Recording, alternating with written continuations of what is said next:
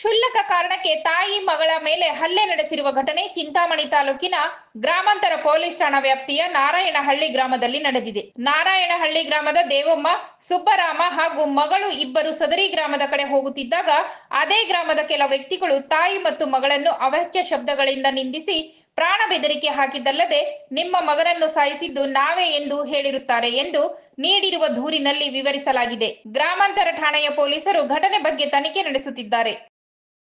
నారాయణపల్లి నా పేరు యశోదమ్మ.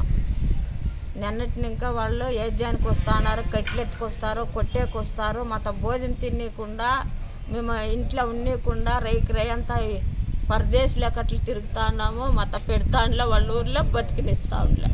కంప్లీట్ ఇచ్చిన హరీష్ గాడు, శశి గాడు, భాగ్యమ్మ, రోజా, రత్నమ్మ, వెంకటలక్ష్మమ్మ ఇప్పుడు బట్టలు తుక్కుంటా అంటే రాళ్ళు ఎత్తుకొని తరుముకొని వచ్చి ఊర్లోకి వచ్చేస్తుంది. మేము ఉండేది ఇద్దరే.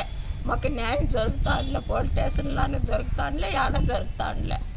మేము ఇప్పుడు ఊరు పెట్టి లోక్సాధన అయిందామా, పోలీసు వాళ్ళు కూడా పట్టించుకుంటాంలే. ఇదేమిటి ఇంకా మాకు న్యాయం కాలేదు. మేమేం చేసింటి, మేము మా బిడ్డని మేమే చంపిండామా?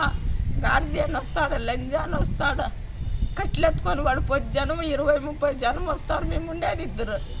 మాకు న్యాయం ఆడ జరుగుతాను. మా బిడ్డని బాగొట్టుకొని మేము లోక్ సంచారణ తిరుగుతాను. మేము దీనికి వచ్చే కారణము పోలీసు వాళ్ళు, ఊర్లేని వాళ్ళు కూడా కారణము.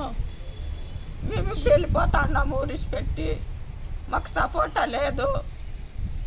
అటుకి మా బిడ్డని మేమే చంపింటామా? నన్నంతా జుట్టు పట్టి ఇచ్చిండారు, నన్నంతా కంప్లీట్ ఇచ్చిండాము, నన్నంతా పోయిండాము పోలీస్ స్టేషన్కు. వాళ్ళు పట్టించుకోవాలి. ఇప్పుడంతా వచ్చి పోలీసు వాళ్ళే వచ్చి బట్టలు చూసి ఉతుకుతా అంటే రాళ్ళు ఎత్తుకొని వచ్చేపటికి మీరు ముందు పదండా మేము వెనుకొస్తాను ముందు పంపించిండారు. వాళ్ళ గుంపు చూసి మా గుంపు చూసి ఎంత ఉన్నామో మేము ఇద్దరు ఉన్నాము. మాకు న్యాయం జరుగుతుంది. మేము ఏమన్నా హెచ్చు తక్కువైనా కూడా వీళ్ళు వాళ్ళు కూడా కారణమే.